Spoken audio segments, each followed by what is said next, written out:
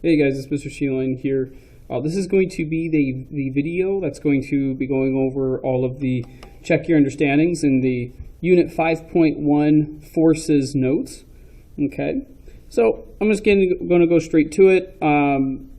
Actually, but first, before I get straight to it, just remember, I really want you guys to be working on this before watching this video. So if you haven't already if you haven't already answered all of your check your understandings, using your notes in order to answer them, I need you to first answer these and then watch this video, because I want you to try them out first and then double check your answers here. Because again, as many times as I've said it, it doesn't do any good with you just watching it and just plotting it down. You've got to practice this on your own. So having said that, let's just go straight to it then. So check your understanding number one. So the question is here, which friction force keeps items from moving? Okay, so idea being here is that we'll have items here that are just sitting and are at rest.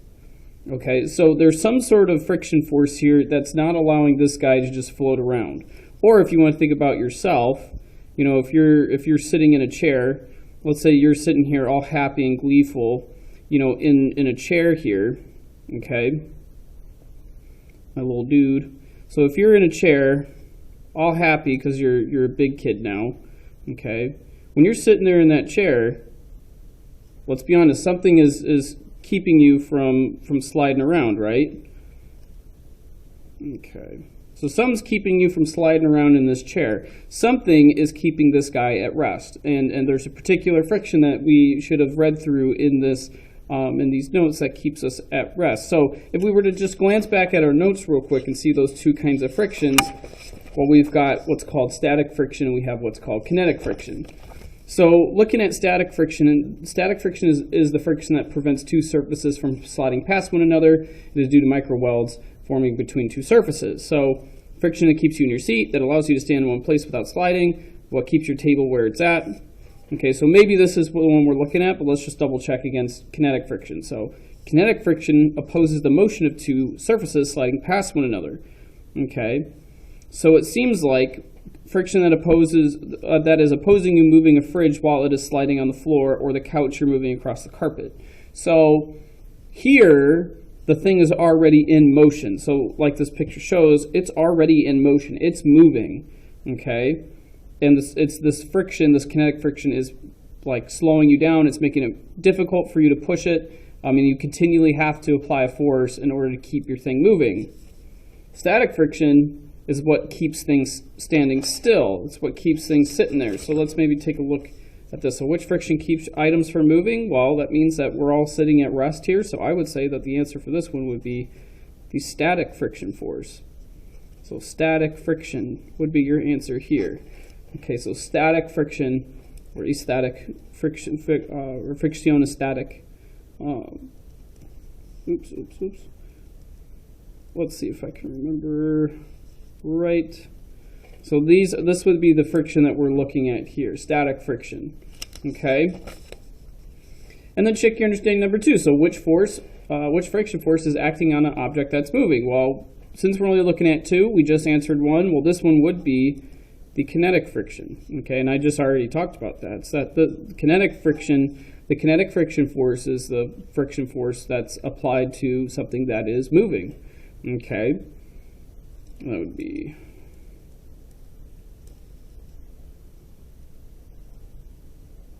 Fricción kinética.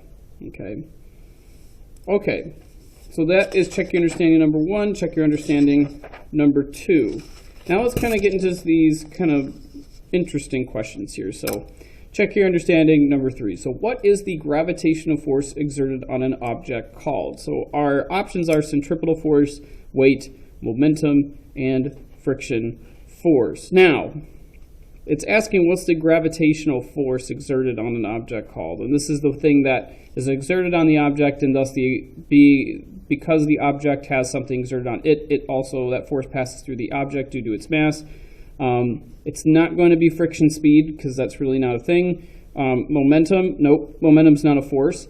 Momentum is basically just momentum is the ability, or it's the measurement of pretty much how difficult it is to stop an object when it's due to its mass and due to its velocity. So it's not momentum. It's not momentum. It's not friction speed. So is it centripetal force or is it weight? So centripetal force is a particular classification of different forces, and we really haven't talked about centripetal forces, and nor will we in this unit. So really, it comes down to weight, okay? Because this is how it works. So here's you, right? Here's you, standing all there and indignant and all. So here's you, big old smile, okay? So here's you, and you have the force of gravity pushing on you, right? So you have the force of gravity pushing on you. You have a mass of, let's just say, I don't know, we'll say that you have a mass of, it's not 100 grams, or we'll say 60 kilograms.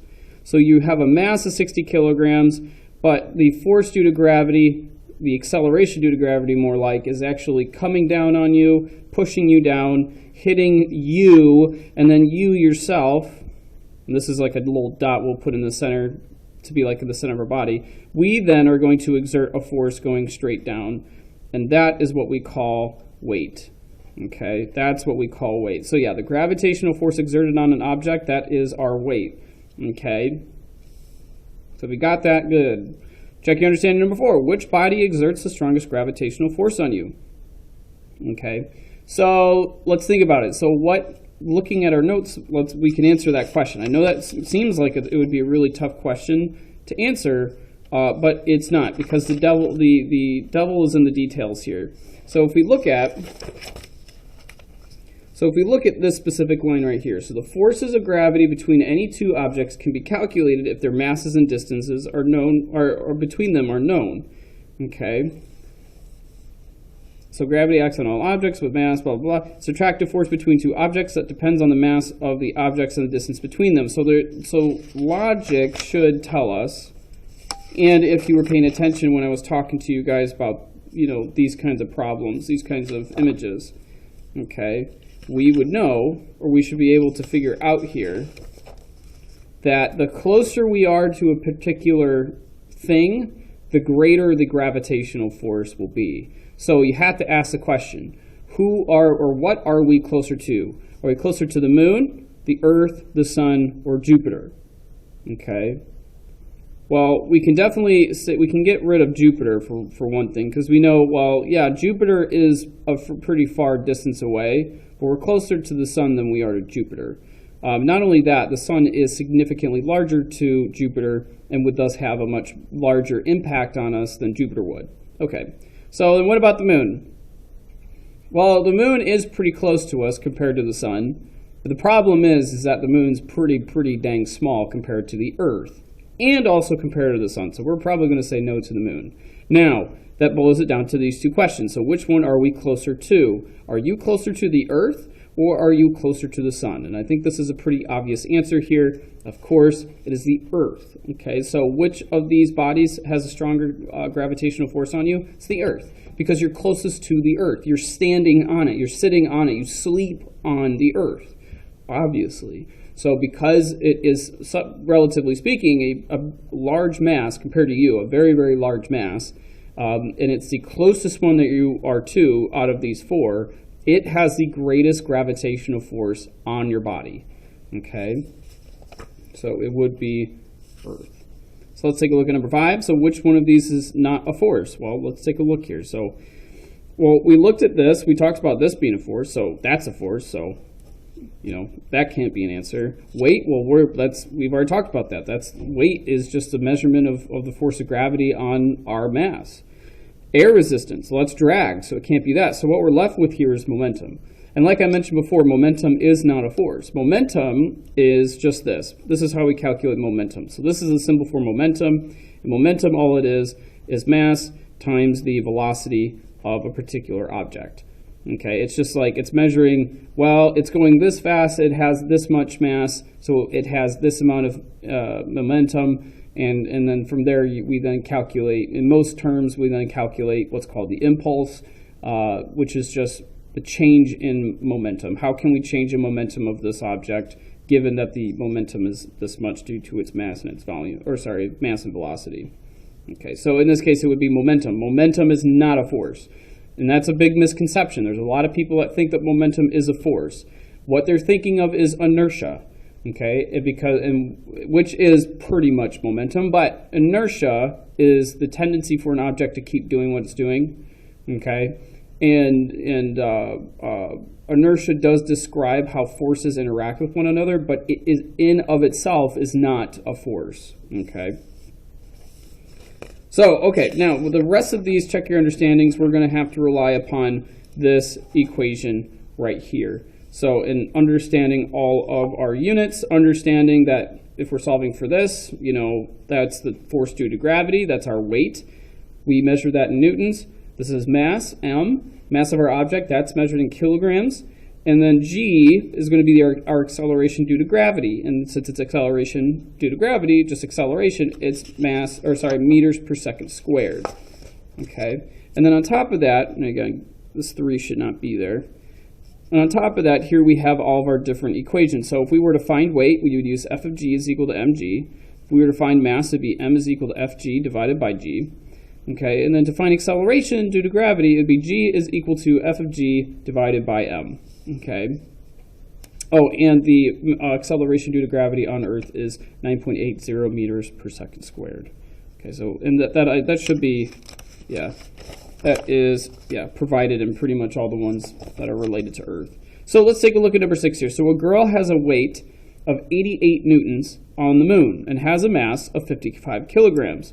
What is the acceleration due to gravity on the moon? So we're looking for the moon's gravitational force, more or less.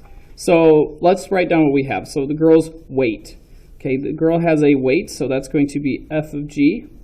So it has a weight of 88 newtons. Okay, has a mass of 55 kilograms, so that's going to be m is equal to 55 kilograms.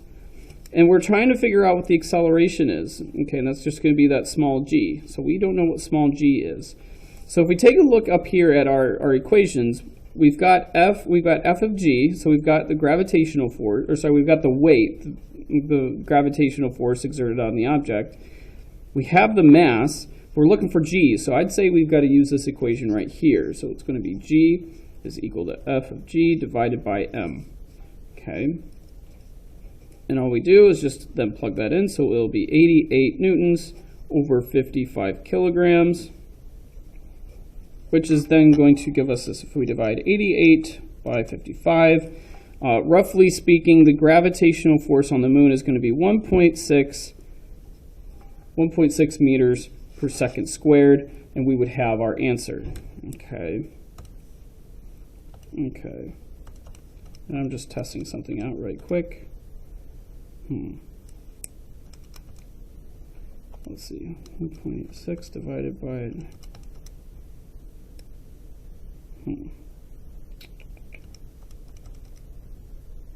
That's interesting. Sorry, just looking at something. Okay. And then number 7, a car has a weight of 10,000 newtons. What is the mass of the car on Earth? And we're given small g, which is going to be 9.8 meters per second squared. So we have a car that has a weight, so that's f of g, of 10,000 newtons. Okay. What is the mass of the car on Earth? So we're trying to find the mass. We don't know the mass, but we do have small g. We know that the acceleration due to gravity is 9.80 meters per second squared. Okay. So what equation are we going to use? So let's see what equation we're going to use. So we've got f of g, we've got small g, and we're trying to find mass. So I think we're going to be using this equation right here. F of g divided by g.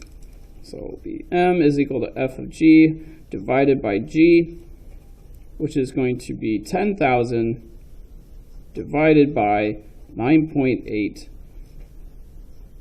It'll be 10,000 newtons divided by 9.8 meters per second squared. And then our mass then is going to equal roughly 1,020, and we'll just keep it to 20, 1,020 kilograms. Kilograms. Remember, the measurement, the units of mass are shown in kilograms. Okay? Kilograms for mass. All right, check your understanding number 8. So a bowl has a mass of 682 kilograms. What's the weight of the bowl on Earth? So it looks like we've got mass here of this bowl, which is 682 kilograms. We're asking what the weight is, so that's going to be F of G. We don't know what F of G is. What is F of G? But we also have small g, which is just 9.80 meters per second squared. Trying to find this guy. Let's double check to see what that equation is, which is right here. We're trying to find the weight. So F of G is equal to m times g. So the F of G is equal to m times g. Plug those in, so that'll be 682 kilograms times 9.80 meters per second squared. And then that's going to give us here, so 682 times 9.8 is going to give us roughly 6,680, we'll say 84 newtons. So 6,684 newtons. Nice. And then our last one here. Now our last one here is where we're going to have a little bit different situation. Now let's just say, for the sake of argument, because maybe one of you know, or some of you know, or maybe none of you know this, but pretty much nothing can land on Jupiter for a number of different reasons. One, the gravity is way too big. It would basically crush you. And it would crush most things because it's so large. Now, on top of that, as far as I can remember, Jupiter doesn't really have much of a solid ground to really stand on. It's super gaseous, and it's very difficult for anything to really move through its atmosphere. Okay, so anyway, let's say for the sake of argument that we can land on Jupiter. Let's just say for the sake of argument.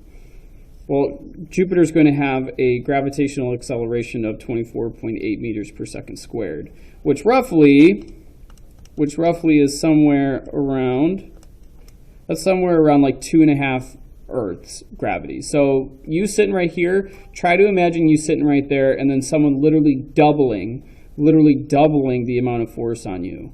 Okay, that would be super duper unpleasant. Okay, now would it? And I did say crush. Would it actually kill you? No, it would just be like a day. You'd be super sore because you'd be basically doing a workout, just standing there, not moving. You'd be doing a workout, and your core would be pretty strong after like a month under that kind of gravity, man. But anyway, a car has a mass of 1,800 kilograms. What's the weight of this car on Jupiter? So we've got a mass here, 1,800 kilograms. We're asking for what the weight is. So we're looking for F of G. Okay, so what's the weight? Well, we don't know, but we do have small g on Jupiter, and it happens to be 24.8 meters per second squared. Okay, so let's try to find out then exactly what the weight of this car would be on Jupiter. So F of G is equal to mass times g here. So F of G, we're just going to plug those in. 1,800 kilograms times 24.8 meters per second squared. And that car's weight in newtons, 24.8, is going to be roughly 44,640 newtons would be our answer there. So that's quite a bit. Now let's kind of compare that real quick, because we've got another car problem. So here on Jupiter, a car that's roughly about 1,800 kilograms is 44,000, almost 45,000 newtons. Let's see what a car with roughly the same mass, decent chunk less, about 700 or so less, 7,500 less kilograms, but still not too far off. On Earth, roughly speaking, it's about 10,000 newtons. So 10,000 newtons on Earth versus the about 45,000 newtons on Jupiter. So it's roughly about 4 times the, roughly speaking, it's about 4 times the size, 4 times the weight on Jupiter than it is on the Earth. Okay, which is crazy. Anyway, so that is the Check Your Understandings, guys. If you still have any questions for me, make sure you ask, but those were the answers there. That's how we walk through this. So use this information to answer the questions on that, on any material worksheets that we're going to be working on. Again, if you have any questions, reach out to me. If not, I'll see you guys in the next one.